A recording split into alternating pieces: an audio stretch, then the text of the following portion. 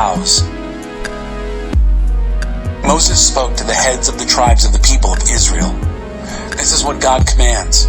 When a man makes a vow to God or binds himself by an oath to do something, he must not break his word. He must do exactly what he has said. When a woman makes a vow to God and binds herself by a pledge as a young girl still living in her father's house, and her father hears of her vow or pledge but says nothing to her, then she has to make good on all her vows and pledges. But if her father holds her back when he hears of what she has done, none of her vows and pledges are valid. God will release her since her father held her back. If she marries after she makes a vow or has made some rash promise or pledge, and her husband hears of it but says nothing to her, then she has to make good on whatever she vowed or pledged. But if her husband intervenes when he hears of it, he cancels the vow or rash promise that binds her, and God will release her. Any vow or pledge taken by a widow or divorced woman is binding on her. When a woman who is living with her husband makes a vow or takes a pledge under oath and her husband hears about it but says nothing and doesn't say she can't do it, then all her vows and pledges are valid. But if her husband cancels them when he hears about them, then none of the vows and pledges that she made are binding. Her husband has canceled them, and God will release her. Any vow and pledge that she makes that may be to her detriment can be either affirmed or annulled by her husband. But if her husband is silent and doesn't speak up day after day, he confirms her vows and pledges. She has to make good on them. By saying nothing to her when he hears of them, he binds her to them. If, however, he cancels them sometime after he hears of them, he takes her guilt on himself. These are the rules that God gave Moses regarding conduct between a man and his wife and between a father and his young daughter who was still living at home.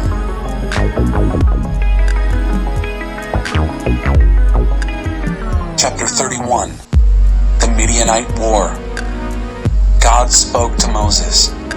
Avenge the people of Israel on the Midianites. Afterward, you will go to be with your dead ancestors. Moses addressed the people. Recruit men for a campaign against Midian, to exact God's vengeance on Midian. 1,000 from each tribe of Israel to go to war. A fighting force of 1,000 from each tribe of Israel, 12,000 in all, was recruited.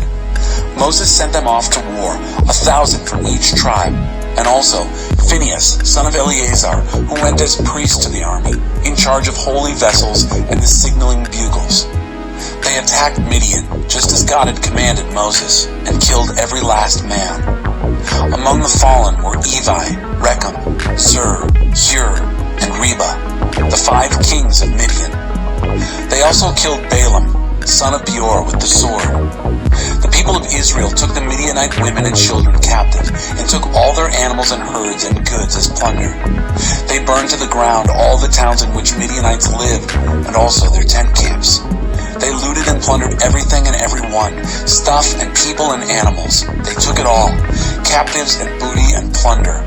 Back to Moses and Eleazar the priest and the company of Israel, where they were camped on the plains of Moab, at Jordan, Jericho.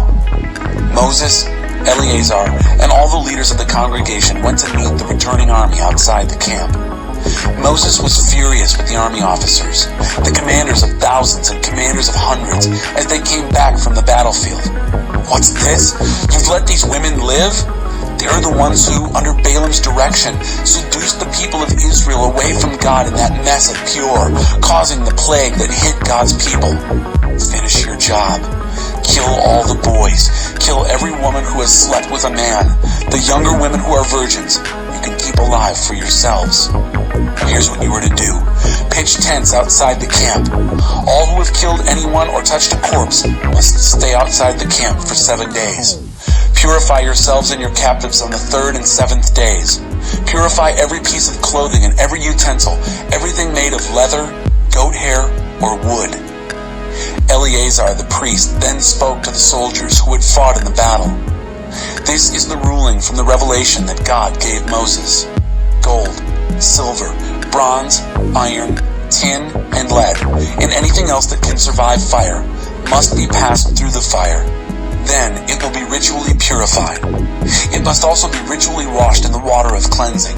Further, whatever cannot survive fire must be put through that water. On the 7th day, scrub your clothes. You will be ritually clean. Then you can return to camp. God said to Moses, I want you and Eleazar the priest and the family leaders of the community to count the captives, people and animals. Split the plunder between the soldiers who fought the battle and the rest of the congregation. Then, tax the booty that goes to the soldiers at the rate of 1 life out of 500, whether humans, cattle, donkeys, or sheep. It's a God tax taken from their half share to be turned over to Eleazar the priest on behalf of God. Tax the congregation's half share at the rate of 1 life out of 50, whether persons, cattle, donkeys, sheep, goats, or other animals.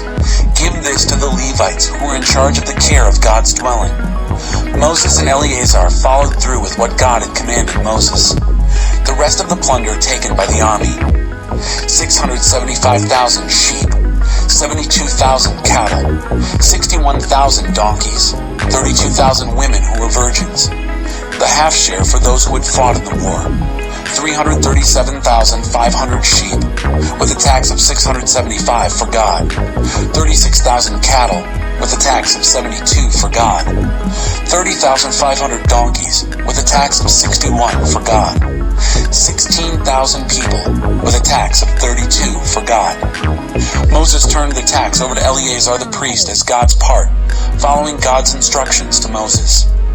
The other half share for the Israelite community that Moses set apart from what was given to the men who fought the war was 337,500 sheep, 36,000 cattle, 30,500 donkeys, 16,000 people. From the half share going to the people of Israel, Moses, just as God had instructed him, picked 1 out of every 50 persons and animals and gave them to the Levites, who were in charge of maintaining God's dwelling. The military officers, commanders of thousands and commanders of hundreds, came to Moses and said, We've counted the soldiers under our command, and not a man is missing. We've brought offerings to God from the gold jewelry we got, armlets, bracelets, rings, earrings, ornaments, to make atonement for our lives before God. Moses and Eleazar the priest received the gold from them, all that fine crafted jewelry. In total, the gold from the commanders of thousands and hundreds that Moses and Eleazar offered as a gift to God weighed about 600 pounds, all donated by the soldiers who had taken the booty. Moses and Eleazar took the gold from the commanders of thousands and hundreds and brought it to the tent of meeting to serve as a reminder for the people of Israel before God.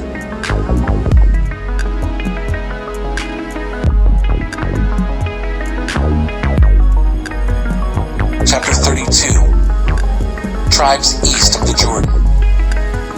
The families of Reuben and Gad had huge herds of livestock. They saw that the country of Jazer and Gilead was just the place for grazing livestock.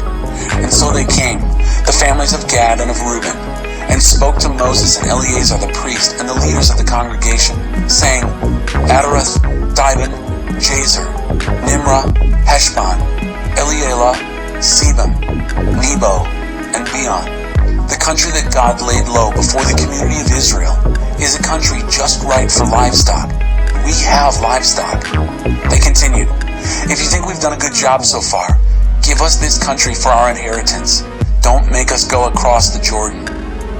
Moses answered the families of Gad and Reuben, Do you mean that you are going to leave the fighting that's ahead to your brothers while you settle down here?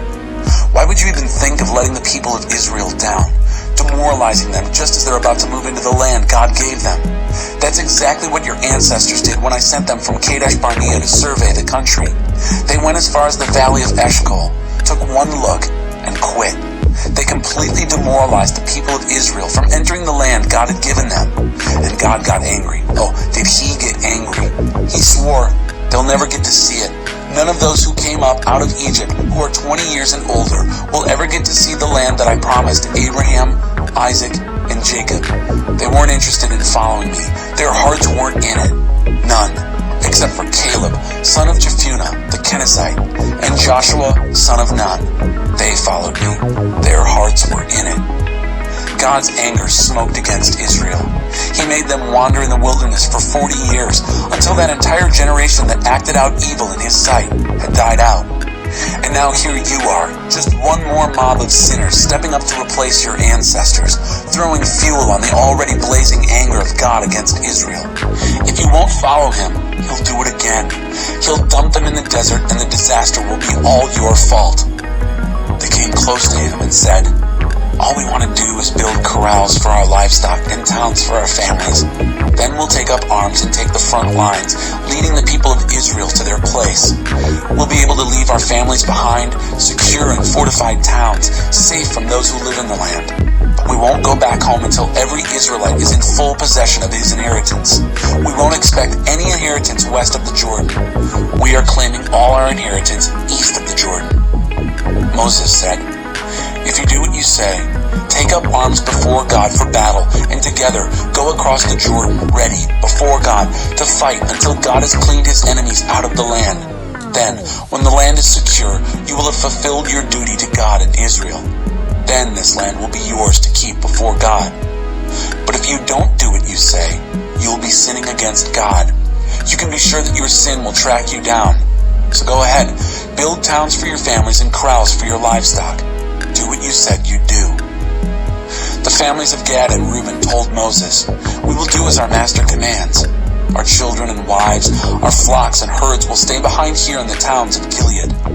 But we, every one of us fully armed, will cross the river to fight for God, just as our master has said." So Moses issued orders for them to Eleazar the priest, Joshua the son of Nun, and the heads of the ancestral tribes of the people of Israel. Moses said, "If the families of Gad and Reuben cross the Jordan River with you before God, all armed and ready to fight, then after the land is secure, you may give them the land of Gilead as their inheritance. But if they don't cross over with you, they'll have to settle up with you in Canaan." The families of Gad and Reuben responded, "We will do what God has said. We will cross the Jordan before God, ready and willing to fight. But the land we inherit will be here, to the east of the Jordan." Moses gave the families of Gad, Reuben, and the half-tribe of Manasseh, son of Joseph, the kingdom of Sihon, king of the Amorites, and the kingdom of Og, king of Bashan, the land, its towns, and all the territories connected with them, the works. The Gadites rebuilt Dibon, Adaroth, Eror, Atroth, Shofan, Jazer, Jogbehah, Beth Nimrah, and Beth Haran as fortified cities. They also built corrals for their animals. The Reubenites rebuilt Heshbon, Elealeh, and Kiriathaim, also Nebo and Baal-meon, and Sibmah. They renamed the cities that they rebuilt. The family of Machir, son of Manasseh, went to Gilead, captured it, and drove out the Amorites who lived there. Moses then gave Gilead to the Machirites, the descendants of Manasseh. They moved in and settled there. Jair, another son of Manasseh, captured some villages and named them Havoth-Jair, Jair's tent camps. Nobah captured Kenath and its surrounding camps. He renamed it after himself, Nobah.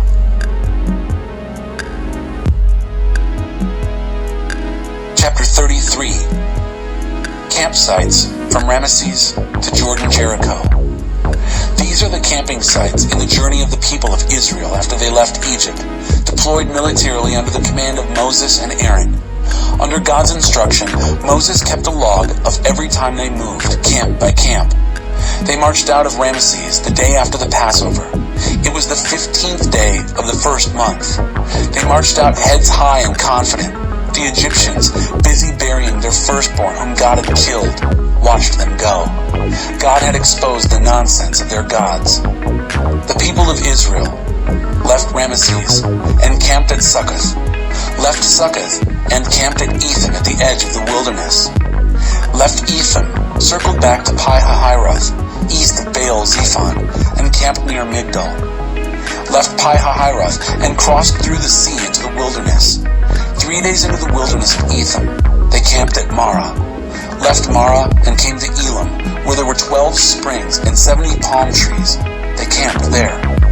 Left Elam and camped by the Red Sea, left the Red Sea and camped in the wilderness of Sin, left the wilderness of Sin and camped at Dophkah, left Dophkah and camped at Ailish, left Ailish and camped at Rephidim, where there was no water for the people to drink, left Rephidim and camped in the wilderness of Sinai, left the wilderness of Sinai and camped at Kibroth-Hattaavah, left Kibroth-Hattaavah and camped at Hazeroth, left Hazeroth and camped at Rithmah, left Rithma and camped at Rimmon Perez, left Rimmon Perez and camped at Libnah, left Libnah and camped at Rissa, left Rissa and camped at Kehelatha, left Kehelatha and camped at Mount Shepher, left Mount Shepher and camped at Harada, left Harada and camped at Makheloth, left Makheloth and camped at Tahath, left Tahath and camped at Terah, left Terah and camped at Mithkah,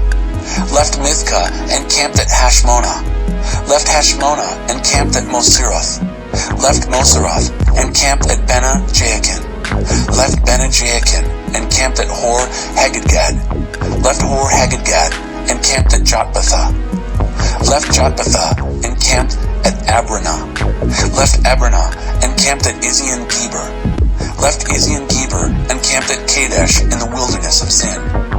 After they left Kadesh and camped at Mount Hor at the border of Edom, Aaron the priest climbed Mount Hor at God's command and died there. It was the first day of the 5th month in the 40th year after the people of Israel had left Egypt. Aaron was 123 years old when he died on Mount Hor. The Canaanite king of Arad, he ruled in the Negev of Canaan, heard that the people of Israel had arrived.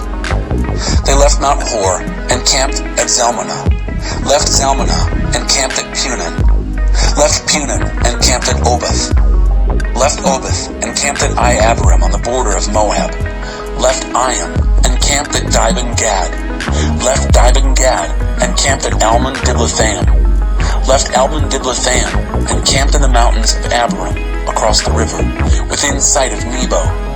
After they left the mountains of Abarim, they camped on the plains of Moab at Jordan-Jericho.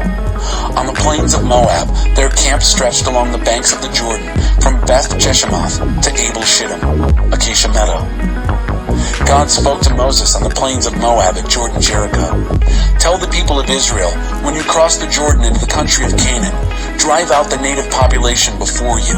Destroy their carved idols, destroy their cast images, level their worship mounds, so that you take over the land and make yourself at home in it. I've given it to you. It's yours. Divide up the land by lot according to the size of your clans. Large clans will get large tracts of land. Small clans will get smaller tracts of land. However the lot falls, that's it. Divide it up according to your ancestral tribes. But if you don't drive out the native population, everyone you let stay there will become a cinder in your eye and a splinter in your foot. They'll give you endless trouble right in your own backyards, and I'll start treating you the way I plan to treat them.